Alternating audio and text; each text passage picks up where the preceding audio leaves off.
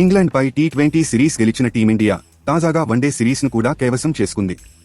ఇవాళ కటక్లోని బారాబతి స్టేడియంలో జరిగిన రెండో వన్డేలో టీమిండియా 4 వికెట్ల తేడాతో ఇంగ్లాండ్పై జయభేరి మోగించింది. ఈ మ్యాచ్లో టాస్ గెలిచి మొదట బ్యాటింగ్ చేసిన ఇంగ్లాండ్ 49.5 ఓవర్లలో 304 పరుగులకు ఆలౌటైంది.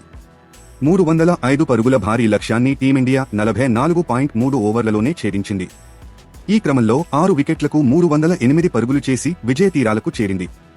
టీమిండియా ఇన్నింగ్స్లో కెప్టెన్ రోహిత్ శర్మ సెంచరీనే హైలైట్.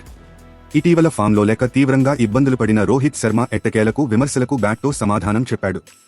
90 బంతులు ఎదుర్కొన్న హిట్ మ్యాన్ 12 ఫోర్లు, 7 భారీ సిక్సర్లతో 119 పరుగులు చేశాడు.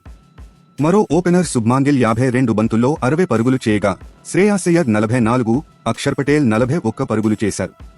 ఇంగ్లాండ్ బౌలర్లలో Overton 2, Gus Atkinson 1, Adil Rashid 1, Liam Livingstone 1 wicket తీశారు. ఈ విజయంతో 3 వన్డేల సిరీస్ను టీమిండియా 2-0తో కైవసం చేసుకుంది. దాంతో ఈ నెల 12న జరిగే 3వ వన్డే నామమాత్రంగా మారింది. ఈ మ్యాచ్కు అహ్మదాబాద్లోని నరేంద్ర మోదీ స్టేడియం వేదికగా నిలవనుంది.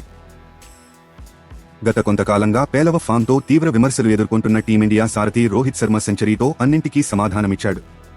ఇంగ్లాండ్తో రెండో వన్డేలో రోహిత్ శర్మ 6 కొట్టి సెంచరీ పూర్తి చేసుకోవడం విశేషం.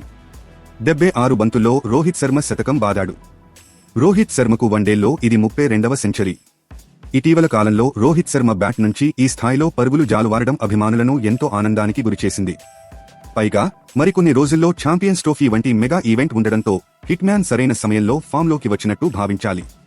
కెప్టెన్ రాణిస్తేనే జట్టులో గౌరవం ఉంటుందని కపిల్ దేవ్ వంటి లెజెండ్ పరోక్ష వ్యాఖ్యలు చేసిన క్రమంలో రోహిత్ శర్మ సెంచరీతో భారీ ఊరట. తాజా సమాచారం కోసం లైక్ చేయండి, సబ్స్క్రైబ్ చేయండి, నోటిఫికేషన్ల కోసం గంట సింబల్ ఆన్ చేసి పెట్టండి.